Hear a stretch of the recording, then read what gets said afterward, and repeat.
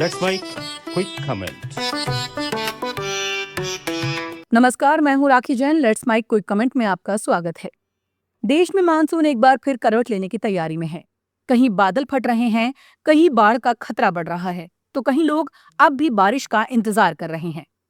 बंगाल की खाड़ी में नया बना दबाव क्षेत्र और भूमध्य रेखा के पास सक्रिय हो रही एक नई मौसमी प्रणाली संकेत दे रही है कि आने वाले दिनों में मौसम का मिजाज बदल सकता है। लेकिन सवाल ये है कि क्या ये बदलाव पूरे देश में एक जैसा होगा, और क्या राजस्थान, जहां अब तक सामान्य से कम बारिश हुई है, उसे भी राहत मिलेगी। आज के क्विक कमेंट में समझते हैं कि देश में मानसून की मौजूदा स्थिति क्या है, अगले कुछ दिनों का अनुमान क्या कहता है, और राजस्थान के लिए आगे की तस्वीर कैसी दिख रही है। इस समय देश के बड़े हिस्से में मौसम तेजी से बदल रहा है। मौसम विभाग के अनुसार बंगाल की खाड़ी में बना कम दबाव का क्षेत्र पूर्वी और पूर्वोत्तर भारत में अच्छी बारिश की वजह बना हुआ है। उत्तर प्रदेश, बिहार, झारखंड, पश्चिम बंगाल और पूर्वोत्तर के कई राज्यों में अगले 7 दिनों तक भारी बारिश की संभावना जताई गई है। कई स्थानों पर तेज बारिश, जलभराव और नदियों के जलस्तर में बढ़ोतरी की आशंका भी व्यक्त की गई है। इसके साथ ही मौसम वैज्ञानिकों की नजर भूमध्य रेखा के पास सक्रिय हो रहे एक और मौसमी सिस्टम पर है। यदि ये प्रणाली अनुमान के अनुसार मजबूत होती है, तो 20 से 30 जुलाई के बीच मध्य भारत और उत्तर भारत के बड़े हिस्से में मानसून को नई ऊर्जा मिल सकती है। इसका असर मध्य प्रदेश, राजस्थान, उत्तर प्रदेश, दिल्ली और आसपास के इलाकों तक दिखाई दे सकता है। यानी जुलाई के अंतिम दिनों में मानसून फिर सक्रिय होने के संकेत हैं। लेकिन मानसून का यही दौर अपने साथ चुनौतियां भी लेकर आया है। जम्मू कश्मीर इसका सबसे बड़ा उदाहरण बनकर सामने आया है।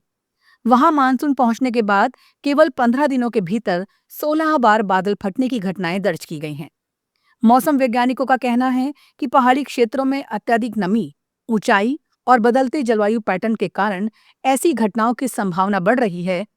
इसका मतलब ये है कि बारिश केवल राहत नहीं, बल्कि कई इलाकों में खतरे का कारण भी बन सकती है। दूसरी तरफ देश का दक्षिणी हिस्सा एक अलग तस्वीर पेश कर रहा है। तमिलनाडु में जुलाई के महीने में भी गर्मी का असर बना हुआ है। वहां हीट वेव का अलर्ट जारी किया गया है। वैज्ञानिक इसकी एक वजह अल नीनो से जुड़े समुद्री और वायुमंडलीय प्रभावों को भी मान रहे हैं, जिनके कारण कई हिस्सों में सामान्य से कम बारिश और अपेक्षाकृत अधिक तापमान दर्ज किया जा रहा है। यानी एक ही समय में देश के अलग अलग हिस्सों में मौसम की तस्वीर बिल्कुल अलग है। अगर राजस्थान की बात करें तो यहाँ मानसून अब तक उम्मीदों पर खरा नहीं उतरा है। मौसम विभाग के आंकड़ों के अनुसार राज्य में इस सीजन में अब तक सामान्य से लगभग 18% कम बारिश हुई है। इसका असर केवल जलाशयों और खेती पर ही नहीं, बल्कि तापमान पर भी दिखाई देने लगा है। कई जिलों में दिन का तापमान फिर से 40 डिग्री सेल्सियस के आसपास पहुंच गया है। जयपुर इसका एक प्रमुख उदाहरण है। पिछले कई दिनों से यहाँ 1 मिलीमीटर भी बारिश नहीं हुई। जून और जुलाई को मिलाकर अब तक जितनी बारिश दर्ज हुई है, वो सामान्य औसत से काफी कम है। जुलाई, जो आमतौर पर सबसे ज्यादा बारिश वाला महीना माना जाता है, उसमें भी अब तक अपेक्षित वर्षा नहीं हुई। यही कारण है कि शहर का तापमान फिर बढ़ने लगा है और उमस भी लोगों को परेशान कर रही है। मौसम विभाग का कहना है कि इसकी सबसे बड़ी वजह मानसून ट्रफ का अपने सामान्य स्थान से उत्तर की ओर, यानी हिमालय की तरफ खिसक जाना है। जब मानसून ट्रफ इस तरफ उत्तर की ओर चली जाती है, तो राजस्थान जैसे पश्चिमी राज्यों में बारिश की गतिविधियां कमजोर पड़ जाती हैं। इसके साथ ही बंगाल की खाड़ी में सक्रिय प्रणाली का प्रभाव फिलहाल पूर्वी भारत तक ही सीमित रहा, इसलिए राज्य को अपेक्षित नमी नहीं मिल सकी। हालांकि राहत की उम्मीद अभी बाकी है। मौसम विभाग का कहना है कि 21 जुलाई से राजस्थान में मानसून दोबारा सक्रिय होगा।